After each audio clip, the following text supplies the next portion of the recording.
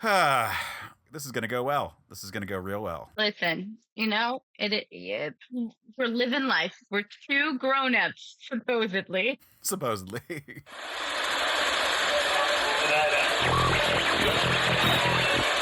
Hey everyone, and welcome back to another pass at Another Pass. I am Case Aiken, and as always, I am joined by my co-host, Sam Alicea. Bye! And Sam, we are continuing this navel-gazy adventure of looking at the old episodes before you actually joined the show, because you came on board officially as the co-host on episode 101. And so that means that we had 100 episodes before you were an official co-host. And we're looking back at some of these early ones that you didn't have a chance to really chime in and give your opinions on. So today we are looking at episode 14 of Another Pass, which is on the original Transformers movie. And by that, I mean the original Michael Bay Transformers movie, not the 1980s Transformers movie. Right. And I also don't mean Transformers 1, the recent movie that came out, because naming the names for the Transformers movies have just gone completely insane. Yeah, for sure. I mean, they were the Transformer films, that the Michael Bay of it all was never quite sane anyway, but yes, they have gotten more deranged as time has gone on. Yeah. But I will say this was an interesting one of an episode, because I actually rather like the original Bayformer movie. It's not perfect. There's some issues that I have with it as a movie. But it lacks most of the issues that I have with the immediate sequels in this franchise and with the larger franchise as a whole. I think that this movie is pretty good, and I kind of go into this episode from that standpoint. So this is one of the first times where I was really challenged with that viewpoint. Yeah, I did definitely notice that. And I actually am in the same camp. I just kind of thought this movie it was fun. It was good. It was okay. Not enough for me to rewatch it for this. It's I don't need to relive that, but not because it was necessarily bad, but just because I think that some movies, and I think a lot of Michael Bay movies specifically, require ultimate enjoyment on a truly giant screen. I think that when you watch them at home, and here's the thing, I am a person who's a big proponent of making media as accessible as possible, which means that I am totally okay with at home releases. I am not the kind of person that's everything must be in the theater, because there are people with challenges and disabilities and all sorts of things that necessarily can't make it to a movie theater. And there are some people who movie theaters are not very close. So I'm not that kind of person, but I do think that if you are the kind of person who'd like to put yourself through seeing a Michael Bay film, I do think it's better if you see it as on the biggest screen, so you can appreciate all the explosions properly. Yeah, this is really a big screen movie in the most pure sense of that phrasing, Yeah. a widescreen summer blockbuster, full stop. Yeah, so this was an interesting one for me in terms of the episode itself, in terms of the quality of what people can expect going into this one. It was recorded fairly early in the production of the show. It came out a little bit later than I had initially intended for it to come out. And so from a recording standpoint, I'm still dealing with that same Tascam that has two different mics of different qualities. I think one might just be flat out dead, Hmm. or it's just really bad. You can hear it that I'm practicing editing to get the audio to be clearer for the both of us, but it results in some levels being all over the place for both of us in this recording. So that's kind of a problem. And then this is a short episode. This is the shortest episode of Another Pass. Actually, it is 27 minutes long. Yeah. You guys really get down into it. Really. This is, it has a lot of information there. I'm going to warn people, there's a lot of Transformer lore that is thrown around in this episode. It's very informative, but it's not. Yeah, I mean, it's not. I'm just, I don't think the people that listen to us are shocked that that is true of anything that you have recorded, Case. But I'm just throwing that out there. It's chock full of fun things, even though it's only 27 minutes. And actually, I applaud you for letting it be that short, because I really do feel like you guys could have gone on. with your favorite Transformers. Yeah, and in fact, we did go on. So there's a couple reasons for why it's so short, and I have some thoughts about that in general, and we'll get into more of it when we are on the other side.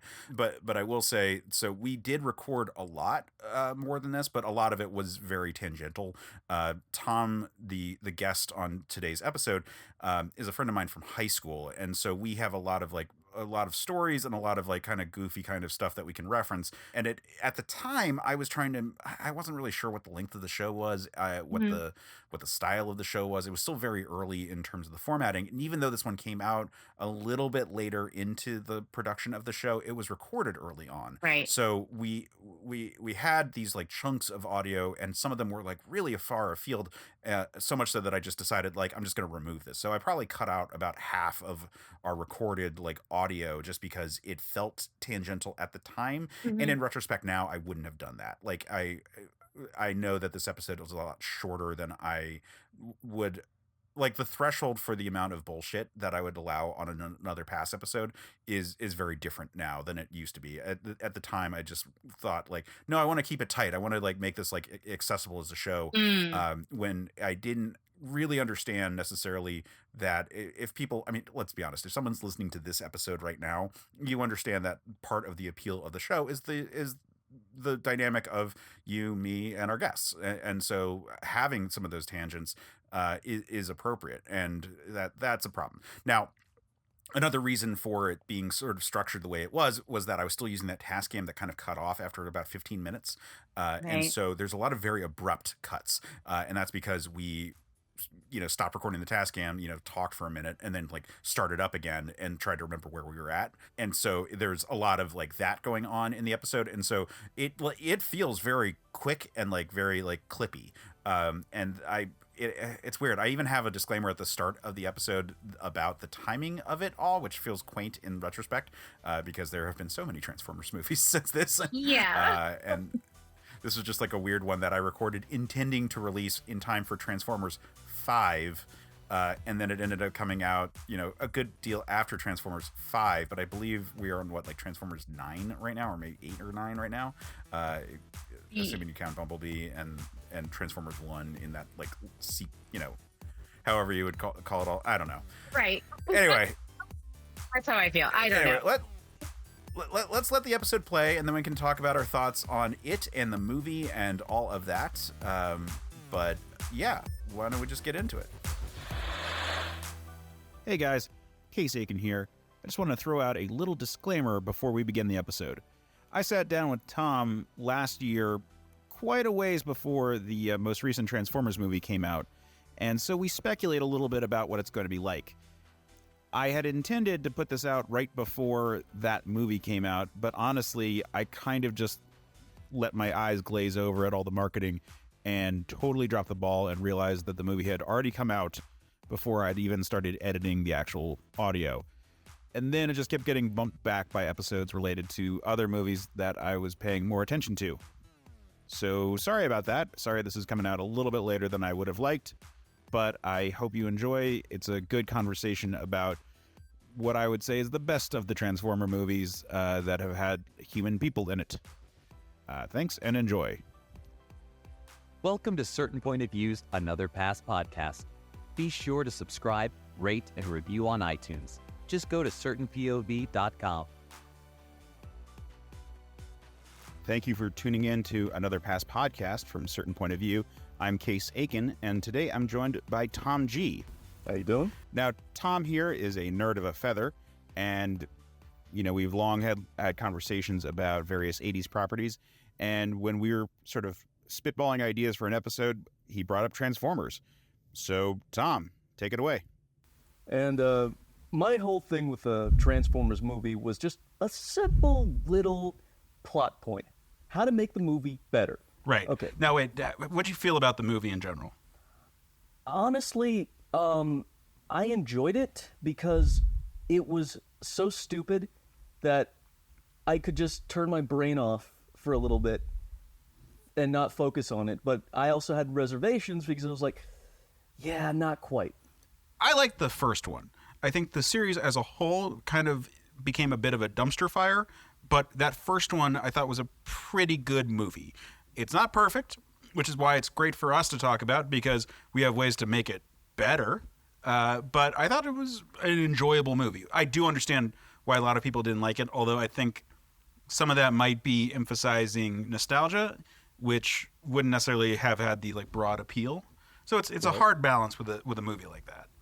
Yeah, I mean, obviously, Optimus Prime should not have been a 1980s, tractor trailer like some people wanted it to be, and people like flame decals. What the hell is that redneck crap? But at the same time, you have to update it. I mean, the Soundwave as an 80s boombox wouldn't work anymore. I mean, some technologies have changed. They can't turn into the same thing. So I understand that. I thought they did a lot of inventive stuff with the first one. And I think they contradicted a lot of it later. But the first one did a really cool job of being like, all right, robots in disguise. What does that mean? Right. Like my favorite scene in that first movie they've never done anything with since, when Starscream was in the dogfight with the other planes, and he kept scanning planes to match the call signs for the other planes, so they couldn't tell who was who in the fight, and kept like flying around and sowing confusion. That was a great use of the world that they had set up, where the machines could scan something and then change to be like that thing. And let's not forget, I mean, Starscream, for all his flaws, he was still brilliant at just messing with people. Yeah. And that showed off one of his great character traits. He likes, subterfuge. He likes, Machiavellian schemes. I mean, Aiken was many things, but he was not, he was just flat out, he was the dictator. Everyone went out and got resources, kick some ass. Right. Now, I mean, we didn't get a lot of personality from Starscream in that movie, but I thought what we got was fine. Like, the fact that he was loyal to Megatron in the first movie wasn't a big deal for me, because sure, he'll try to betray him later, but at the time it was like, we need to figure out what the plan is. We need to get Megatron free because we need to fight the Autobots. Right. But there's always been this undercurrent of people who've had this absolute love of Starscream. I mean, he's got his fanboys. And, he's an interesting character. Yeah, I mean, much better, and the late Chris Latta was, one of the most, of course, Starscream and Cobra Commander had the same voice, but it was just such an iconic voice. I mean, you hear it and you go, okay, that's the bad guy. I mean, right off the bat. He was the original Mr. Burns. Harry Shearer does an impression of Chris Latta's original Mr. Burns throughout all these years. So Chris Latta was able to make very villainous characters in cartoons. Right. Well, and there's plenty of other characters going on. I think that's the thing. The first Transformers movie, there are a lot of cool big scenes. Like, we're not talking about a great movie, but we're talking about like some cool, fun scenes with robots who can look like other things. And that was all really cool. Like, I liked how the introduction to them in the first place, it's like, wait, wasn't that chopper shot down? It was. I double checked. We established, that like they're using this purposefully to sow confusion, all of them, that there were protections in place preventing people from just blowing them up, because they had force fields and they had alien metals and all that. They gave convincing reasons for them to be dangerous in the field. So I thought these were strong points. The weak points was that everyone hated Shia LaBeouf, and this was part of his persona in public for a long time. After that, like, people just didn't like him as an actor. Right. So regardless of how good he was or bad, people just didn't like him. Okay, well, back at that time, people didn't know the range that Shia LaBeouf could have. The first experience I ever had of someone even mentioning the guy was a roommate of mine in college. You know how you still have, like, kind of immature shows that you still want to watch when you're college age and you don't really like to talk about it? We're talking about, like, the Disney Channel stuff he did? Disney Channel. Even Stevens? Even Stevens. My roommate was a huge fan of Even Stevens. Every other thing in his life, he was like an upstanding, adult and was much better put together as a human being than I was. He had a job. He had a girlfriend. He was, I don't think he was putting himself through college, but he was, working very hard and he was very studious and very into journalism. And, when he was telling me, oh man, you gotta see this kid Shia LaBeouf is amazing in his role, and I'm like, okay, and I watch it, and I was like, okay, it's but there was something about the kid. The kid had something. I'm surprised that someone singled out an actor in a series like that. Like, because I remember Even Stevens. I was tuning into some of the stuff that Disney was doing at the time, but can't say like when I saw that he was doing movies, I was like, oh, that's the kid from like the Disney Channel stuff. Right. But I can't remember being like, oh, I remember how well he performed these roles because he did a couple movies before Transformers. He did like Holes.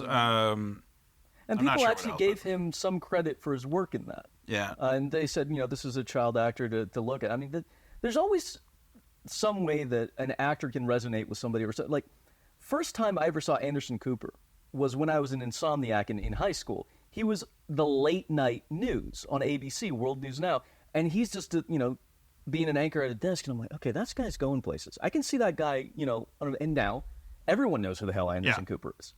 But and I didn't know about his pedigree. I didn't know he was Vanderbilt. I didn't know he was a CIA intern. All that stuff that people know now. But he had a quality that you couldn't quite put into words that said, yeah, that guy's an anchor. And I don't know if my roommate saw that, and I could see kind of what he was talking about, but I didn't really see it until a couple of his roles now. Okay, but that said, so what's your point relating to Shia LaBeouf with Transformers? They tried to make him kind of too much the, gee golly gosh darn everyman. And I think whenever you have a type of that character, I mean, we're dealing with a movie that is trying to get us to care about giant robots. And the thing is, we do. An entire generation of kids, their heroes were all, robots or soldiers or like, strange characters. I mean, 80s cartoons, there was even a show about rocks that transformed into robots.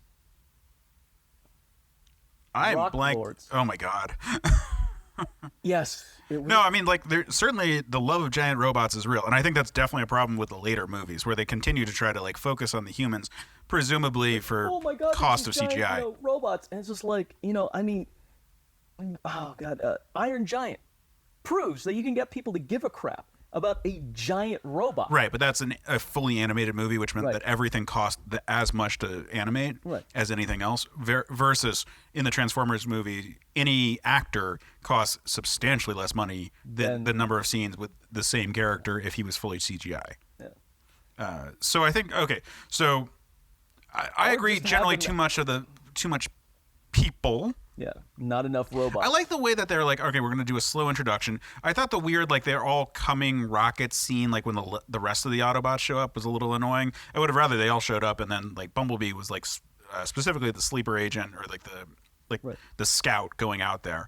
There were a lot of things they introduced in that, and I touched on the being able to scan other devices and copy it, that I thought worked fine. I thought, it would have been cool if they had all the vehicles were stalking the people or like stalking Sam as different things, and Bumblebee was the one who was staying the closest. But like there was like constantly in the background, you could see that like Mack truck parked somewhere like in an alley. Like if you were walking by, and like the machines are out to get me. Yeah, all the machines. But like, and then when we reveal, oh, they're actually all robots. Oh, that's actually more interesting. But that, yeah. I mean, I think a little too much Shia LaBeouf and too much Megan Fox and too much of the family. Yeah. But I don't want to pare it back too much because I think it was good to introduce an audience in general to the series. I mean, just not us who were cartoon. I mean, they met because he was like an oil dock worker. Him and his dad. Yeah, him and his dad. They were everyman, but they were, instead of the gee golly shucks, suburban, it was like, a more blue collar background. I think more people could have related to someone who's like, a young guy trying to make ends meet, and then all of a sudden he's thrust. Well, I think they were like machine guys in the original series. Like they were, if they worked on oil stuff or energy stuff, they worked with machines. Right. I mean, they wanted to go with someone who was a like we said, like an everyman kind of character.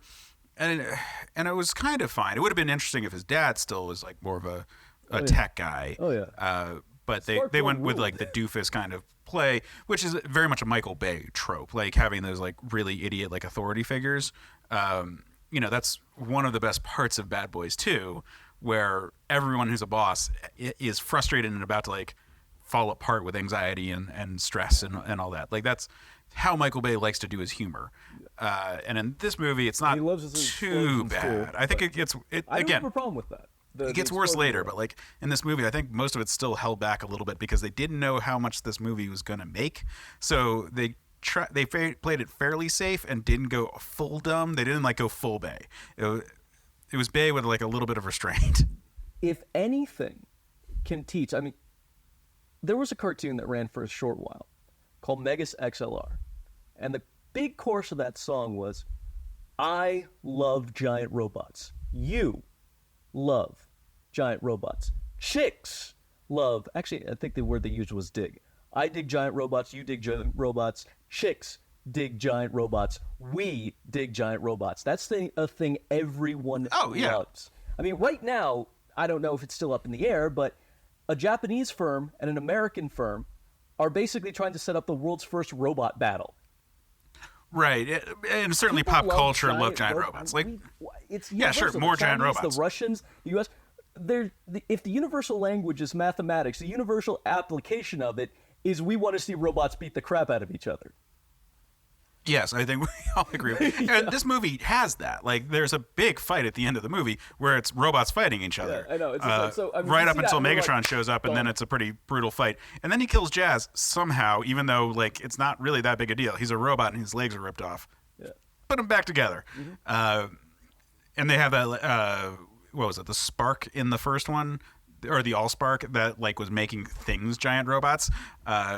Which was cute. I would have liked more explanation for that one. I think if we asked too many questions, I mean, it was meant to be a popcorn flick, but if they did focus more time on the robots, I would have loved that because, you know, Optimus Prime is a classic character, and if we had to do with some of the personalities, like one of the greatest things about the Autobots and the Decepticons was that everyone had their motivation. Everyone seemed like, you know, aside from episodes where they're like, hey, let's introduce more new toys, they throw more. Right. But, you know, the Dinobots had personalities.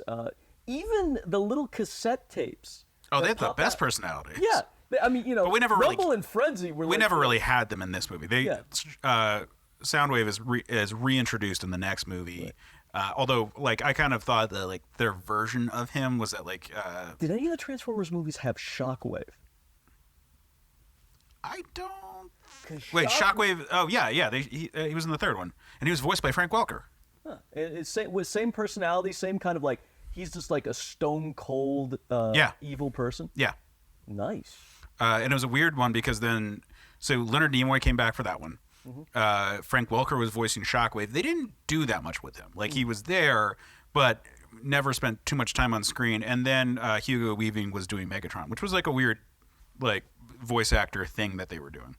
But again, we're not really talking about the later movies. We're talking about this movie and when it was being made and what people thought it was going to be. Like, again, I came away from it liking it. I get that a lot of nostalgia people didn't enjoy some of the things that were missing. Like, I would have liked Sam to be Spike. I would have liked if his dad was, like, a little bit more blue collar. He could have been the guy who was trying to save up money to, like, buy a car and still be the same basic character. Right. He could have actually been a little bit more on the poor side of the track, and Megan Fox could have been more of the uptown girl. You would have had the same dynamic that the movie ultimately had. Just cliche plot device, but that's a great story. Everybody loves that story, and no matter how many times we go through it, you know, the person with the poor side of the tracks getting, you know, the attention from somebody else from the other side. People love that. It would make him more relatable.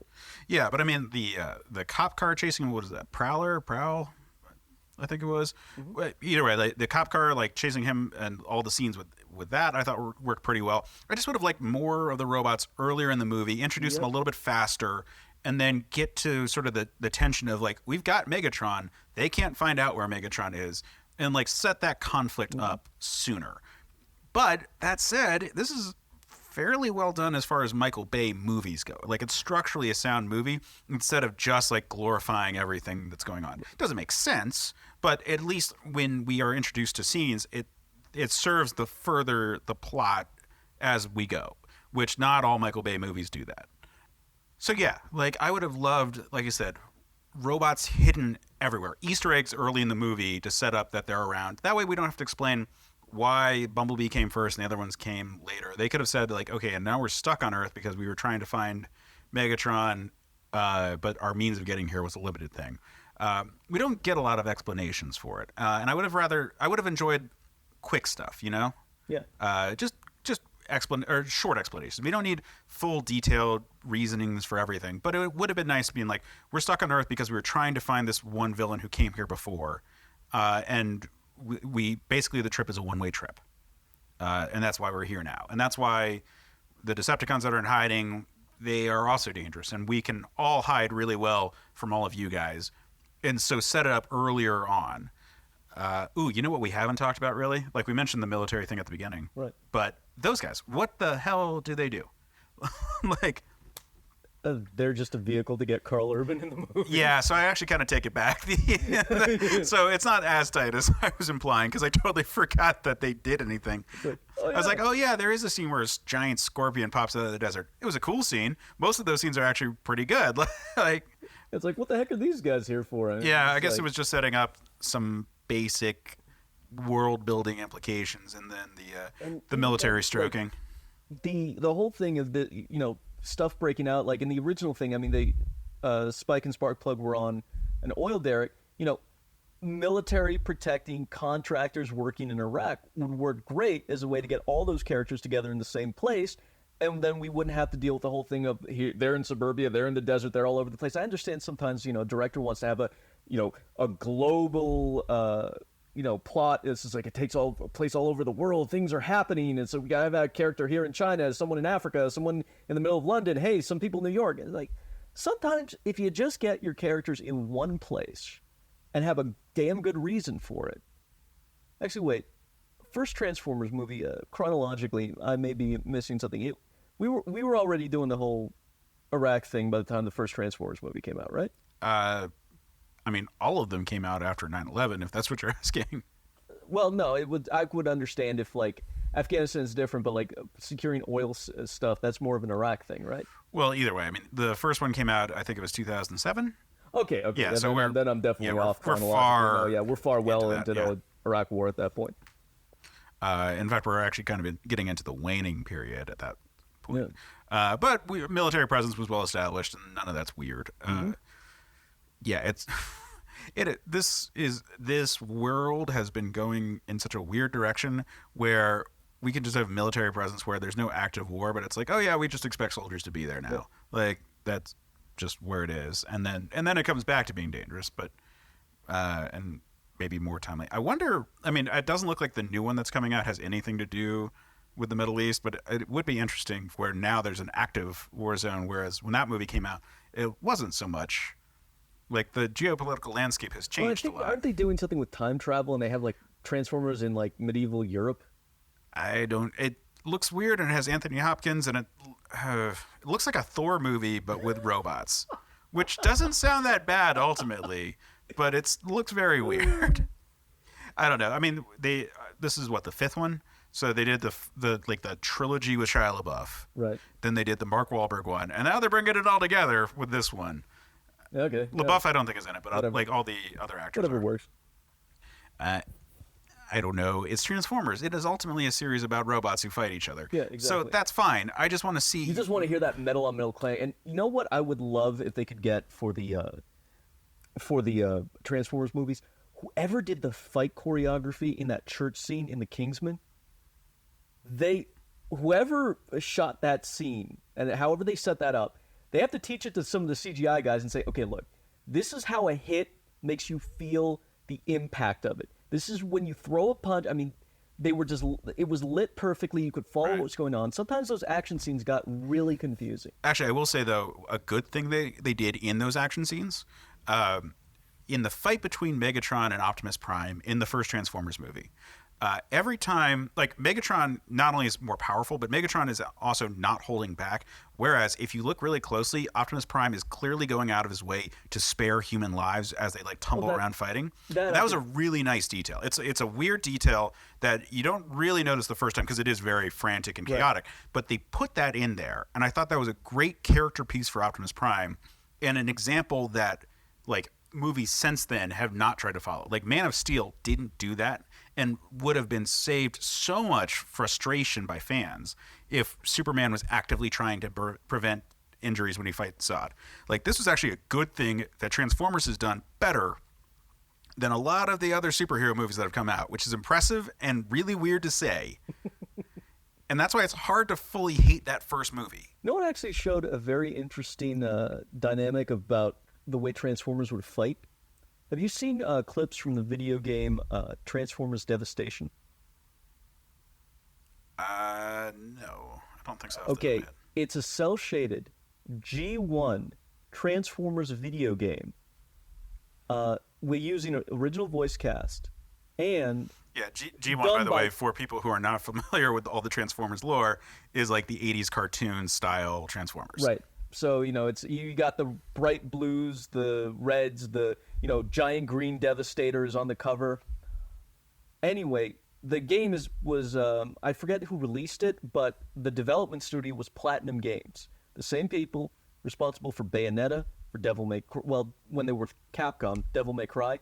They know how to do insane action, and you can actually do combos where you can transform into your, vehicle, drive around, use your momentum, jump up and punch somebody in the face. Oh, that's awesome. Yeah, I mean, it's a very easy game, but just the way the combos are linked together, it's like they fully realize that, yes, these are giant robots. Yes, they transform into stuff. Hey, let's show what a fight like that would look like. They do a little bit of that in this one. Yeah. Like using the wheels from their vehicle modes as like rollerblades while they're like trying to fight. I thought those were pretty cool. Yeah, again, this one, they had a lot of ideas that they throw out later. Like, in the later movies, they're all stuck in whatever vehicle form that they used, aside from, like, an occasional upgrade. Whereas in this one, it seems that, like, the vehicle form is almost a tangential concept. It's really, the robot can hide as anything, but it has to be appropriate for its size. Which is why I kind of dug, like I said, the Starscream fight is great, like, for that reason. Stuff with the music player thing, I forget what exactly it was and what it was called, but the thing that was kind of like Soundwave, but not exactly Soundwave, it was like hiding on like that military vessel. Am I making up scenes now? For me, the first and second movie actually blend together a little, and that's as far as I got to in the series. After that, I was like, I was never in the headspace where I needed an intellectual metaphysical enema. So I have this theory. The first Transformers movie, I think they actually put some effort into. Right. And then the second Transformers movie was notoriously hamstrung by the Writers Guild strike that happened 2007, 2008, which screwed up a lot of productions. Quantum of Solace is another one that got screwed up that way, where they had to start working on it without the ability to edit. So I feel like they had the first draft, and then they had to start making CGI scenes. And once you make those CGI scenes, if you spend $1 million for 30 seconds, you're going to put that 30 seconds in that movie. Like, you're not going to just toss it. So the second one was made a worse movie because of that Writers Guild strike. But then it made more money than the first one. And at which point Michael Bay was like, oh, well, that's what they want. And so that's why the rest of the movies have not redeemed the second one. In fact, they've just gotten worse and worse and gone with this sort of direction. I mean, so, like, the fourth one was not as bad as the third and second, but, it's just a crazy cluster pants of nonsense. Whereas the first one I thought was a relatively tight movie with a relatively small cast of robots that had at least a distinct look and voice to all of them, even if it wasn't fully fleshed out personalities.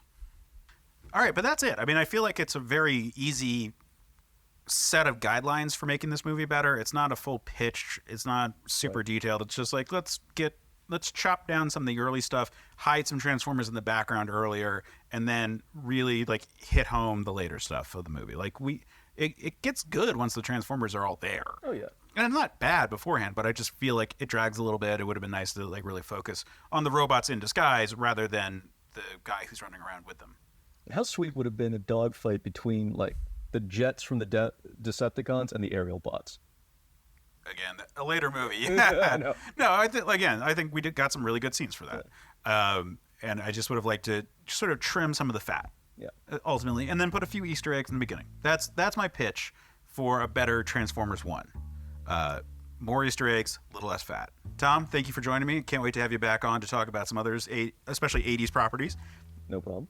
But next week, we're going to be talking about Highlander 2. And until next time, stay scruffy, my Nerf herders. Thanks for listening to Certain Point of View's Another Past podcast. Don't miss an episode. Just subscribe and review the show on iTunes. Just go to certainpov.com.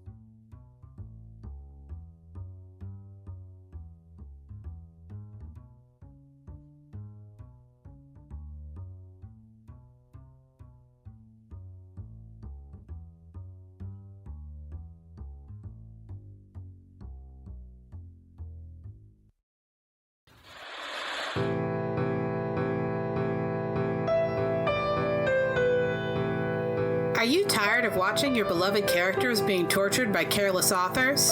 Are you sick of feeling like they could have swapped out all of the painful action and the plot would remain untouched?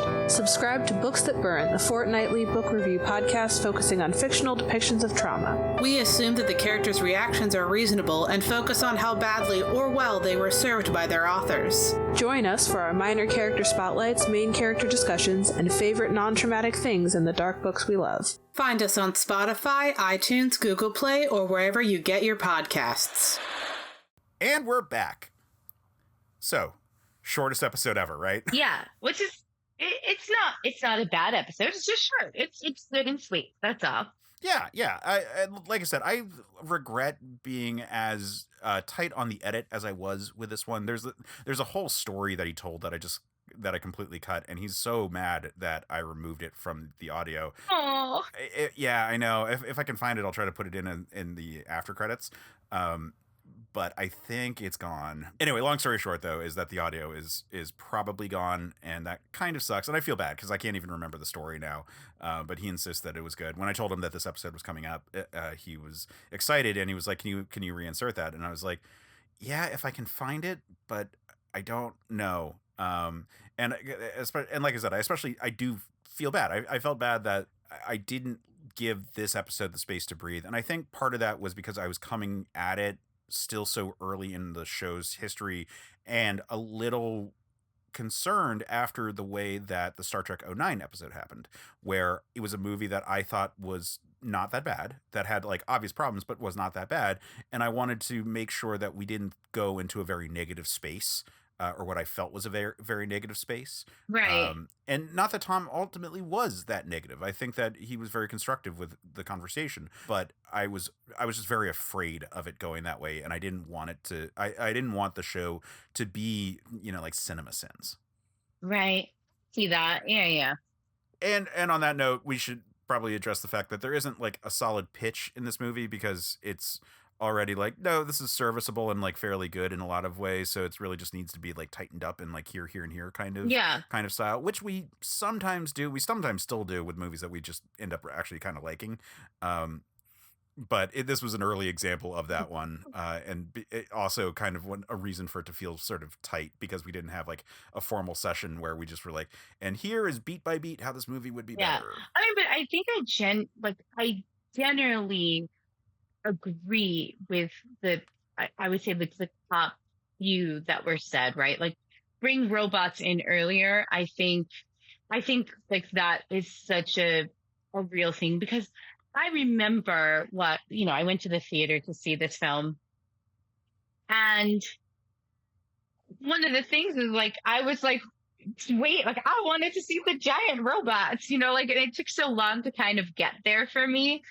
And once they did, like the payoff is great, but yes, I definitely wanted more robots. So I think that is true. And I also really also like the idea of taking Shia LaBeouf's character and making him more like exactly what you guys said and making him more working class kind of guy. And yeah, at the time, and even now, I'm not like a huge Shia LaBeouf fan. So like, yeah, I agree with you guys on that front in terms of like it's fine. The movie was fine for what it was. It was fun. There were some really great. Like I think you finish strong. So I think that's one of the things that becomes so forgiving. You get lots of robot footage towards the end, right? So like you finish strong, but I think most of all, my favorite and probably the thing that I would agree with the most is I would have liked to see robots sooner. I think even if they had just kind of like hinted at things in the background that would have been Easter eggs, like you saw like a flicker of like maybe something transforming, and you'd be like, wait, what is that? Like that would have been fun too. I feel like it took a long time for the fun to happen to start. Yeah. I think that the pitch that we had of having the Autobots all be on Earth already and kind of stalking Sam throughout the first like act of the movie, but in the distance, like, just like why is there always a Mack truck when we go through this like location, like have all of them sort of be like coming around would start to tease this world more than what we ultimately get. Yeah, I mean, like it would have been great if like the first couple of scenes, like every time he's just like you don't eat, like maybe even the audience doesn't realize it, just the truck is just in the background, and then maybe the third time you see it, like as he walks by, the headlights go off, even though it's not a moment for it to go off, and you're like, wait, and there's like a little sound cue or something. Give us something, right? To just give us more robot time, like without as much CGI heavy, because I understand that that's like part of the budget and stuff like that. And, you also have to pay for your explosions with it's Michael Bay. But, yeah, I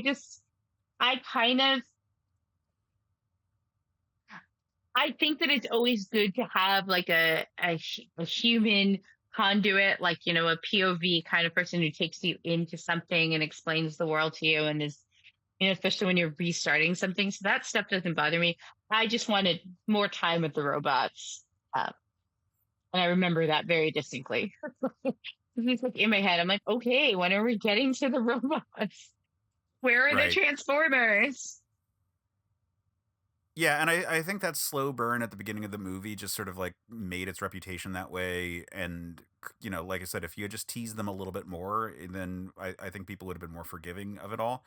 And, because like the real problems with the movie, like the excessive, like, pro-military jingoism is, not on the worst display in this movie compared to some of the later ones in this franchise, and thus, is kind of still fine. Like this movie has not gone into the excesses and the vices of the franchise as a whole yet. Yeah. I mean, it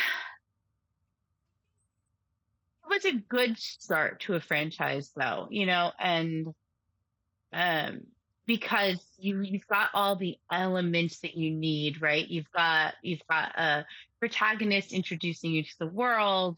You've got kind of a setup for just kind of the reality that they live in. You've got all the robots. You've got an epic battle.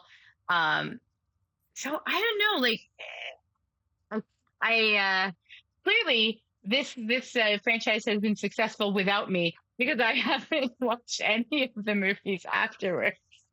But but it's just kind of one of those things where like this is a movie that was fairly successful. Like just needed, for my taste, a little more tweaking and more butts. Yeah, I like there's so much going for this movie. It's got some pretty good action. It's got good use of the Transformers. I again want to just like say that Starscream fight is so good. Oh, it is. Having Starscream transform between the different jets in the dogfight so that they don't have a solid beat on where anyone is a really good use of the Transformer stuff. I think the cast is really good in this movie, and especially the voice cast, but the cast in general is really good in this movie. And so there's just really strong stuff and like a little bit more teasing to make it a bit, to set up the Transformer stuff a little bit earlier so that you're not dealing with that. And then I mean, there's really no solution for like the Shia LaBeouf just being unpopular at the time. Like he seemed to be the next big thing at the moment this movie was coming out, and just people just decided that they didn't really care for him because he's chasing after you with a knife. Shia. Yeah, I mean, if he is in his own right, like has consistently been controversial, and he can't help himself. And unfortunately, because I don't think that he's a terrible actor. I just think that he's in general not an incredibly likable person. And I think that has always affected how people see him and how people feel about going to support a film that he is in, right? And I think like, although we didn't know the extent of like what not a great person he was at that time, and like the extent of all of his future allegations weren't wearing at him, we're still already kind of like this buzz of like, he's difficult and things like that. And so it's already like out there. And that does color how people feel about you. You know, unfortunately, like I think performers are always kind of hampered and tied to the fact that they are a brand, which is like a very weird thing to say about a Right. person, right? Like, this is a human being, but it's also a brand. So you have to like love Zendaya. You don't know Zendaya, but like everyone's got to love her to want to go see her movies, right? It's such a weird reality when you think about it. But Shia is definitely um like he's a victim of the things that he does to himself. Like these are things that he brings upon himself with his own actions. And unfortunately, you know, it does affect the films he's in, and it affects how people feel about those films and whether or not they're going to go see it. And so this film, though, yet again, he was nowhere as in hot trouble as he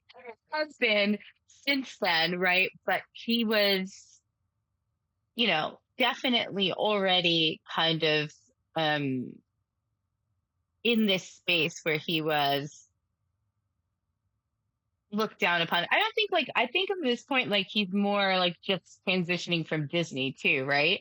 So like I think that's like kind of like a Yeah, this is before we get to Kingdom of the Crystal Skull, which is honestly where his like villain era yeah. like was like So truly you know, crystallized. To yeah. pardon the pun, Oh my but god. But I think yeah, God, that's terrible. But I think like but I do think that there is also to be fair to Shia, because I'm talking about him now in present tense instead of like the tense when this came out. There's also a stigma from people, especially child stars, but especially Disney child stars, moving from like Disney and Disney Channel and Disney projects onto like other projects. And I don't think that there's been a single one of them that hasn't kind of had the awkward adjustment period where like the world kind of has to accept them in a new light or franchise. And this is not even that far off from something like Holes or something like that, because Transformers is technically something that is still um you know, very family friendly. You know, like this movie wasn't like, you know, some sort of rated R, you know, kind of heavy respectable acting role kind of thing. But I do think in general there are still people that are like, oh, the kid from Disney, you know, and so there is like he still. I do think that also affected it too. Like, you know, yeah. the kid from Even Stevens from Holes, what, you know, definitely, for sure that affected in that time how people would feel about him in this lead role, and especially because he's like, Yeah, although I would hypothesize that a lot of this is in hindsight. I think that with this movie specifically, he hadn't really built up like the negative reputation the same way, and same for Megan Fox, who also like had a bit of a negative reputation. She was demonized, a thing that we discussed quite a bit when we did Jennifer's Body on the show. The thing is like Shia LaBeouf like playing Sam Witwicky instead of Spike Witwicky from the original Transformers like cartoons, like I don't think is a huge leap. You know, it's a show, it's a movie based on a cartoon and a toy line, and like from the 80s, and they're, you know, it's very young male kind of focused. And arguably the maturation process for this one is going from like preteens to like early teens, or like demographics in terms of like the level of maturity. I mean, you know, we start getting like all the boob jokes. We get, you know, in the next movie we've got like testicle jokes, all that kind of stuff. So I don't think that this movie by itself is necessarily the area where it's like the worst. But I will say that thinking back on this movie is hard to separate the Shia LaBeouf stuff. But I think it really gets worse in the sequels, especially the third one, because the third one he's like written as like this like petulant child. And you know, I think this movie is affected in all ways by the sequels and by the reputations of the sequels. You know, like the second one's the first movie I can recall as an adult falling asleep in. You know, it like there are a lot of reasons for it, but a big part of it was that it was a really fucking boring movie, and that just happened. And I was psyched to see the second one because I really liked the first one, and I was excited to see this one because I was a huge fan of the Transformers franchise. And I think this movie does fine. You know, it had its issues, but mostly it was the slow burn factor. And now looking back at the franchise as a whole, and this movie kind of represents the franchise because it's the first one.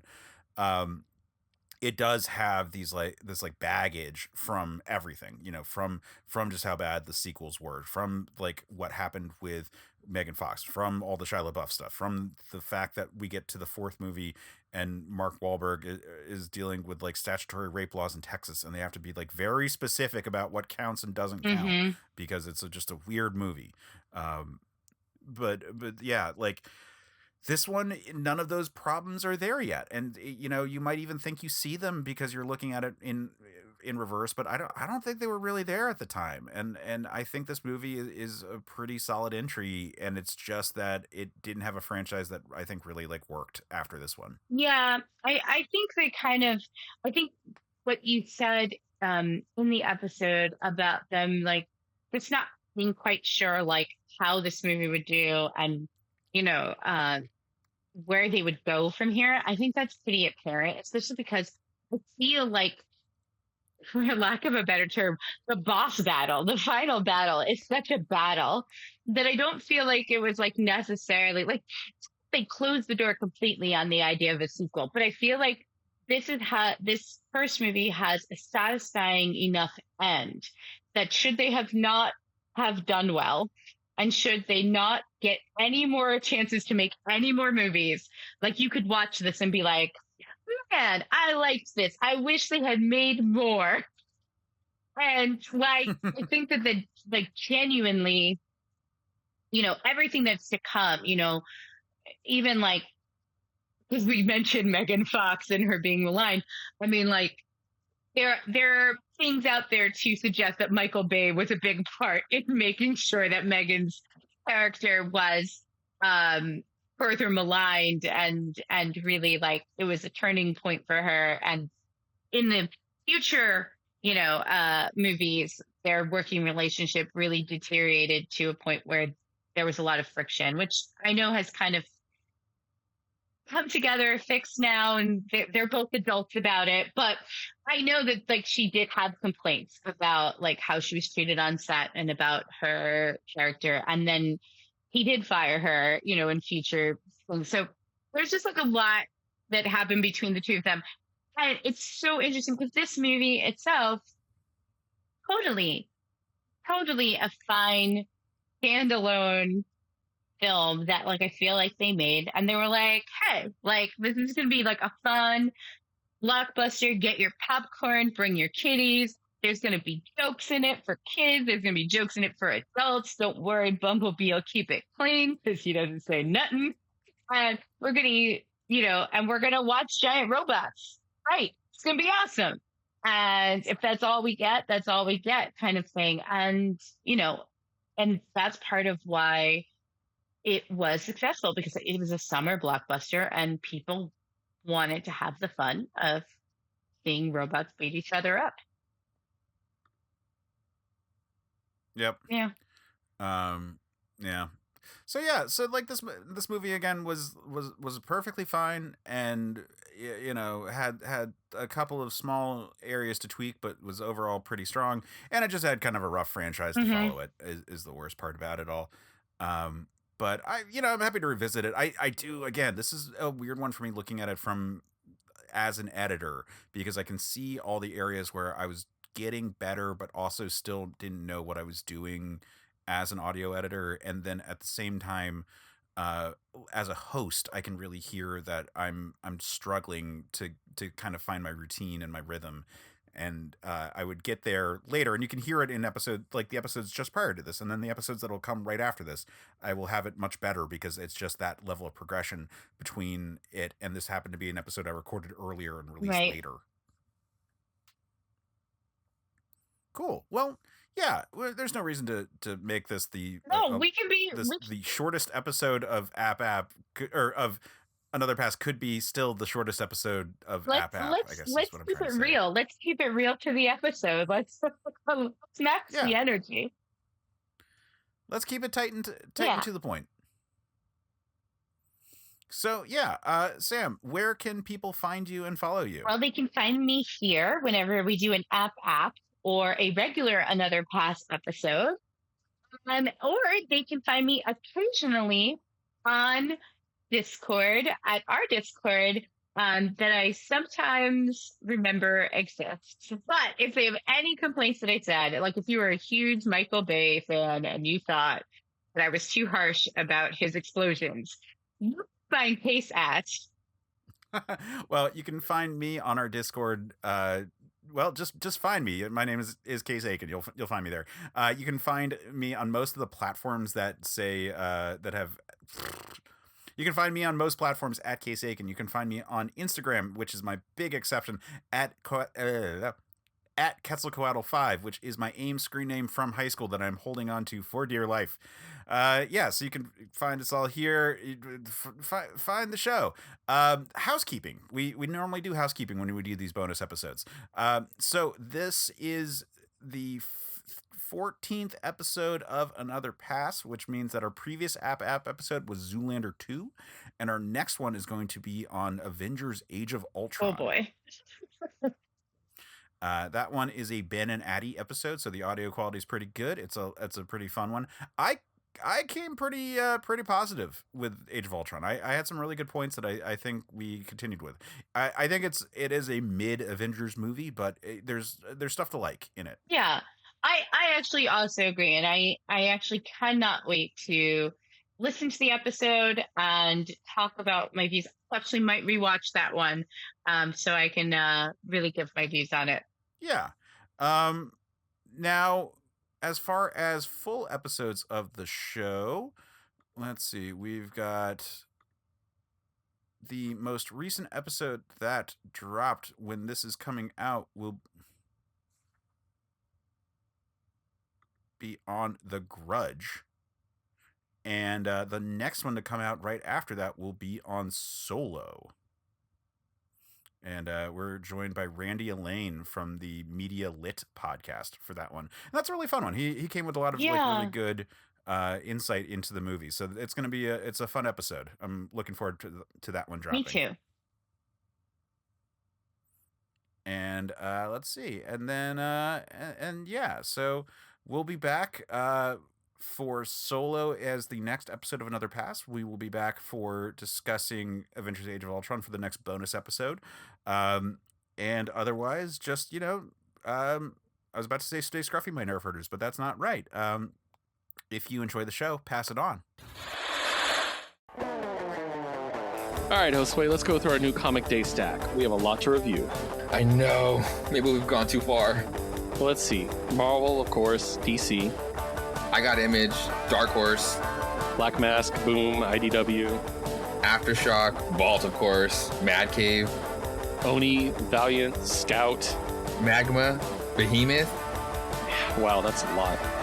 Well, all we need now is a name for our show. We need a name for a show about reviewing comic books every week.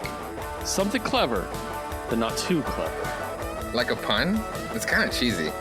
Yeah, it's something that seems funny at first, but we might regret later on as an impulsive decision a few dozen episodes in. Yeah, we'll think of something. Join Keith and Josue for We Have Issues, a weekly show reviewing almost every new comic released each week. Available on Geek Elite Media and wherever you listen to your podcasts. Perfect. Yeah. Stay scruffy. CPOV. CertainPOV.com.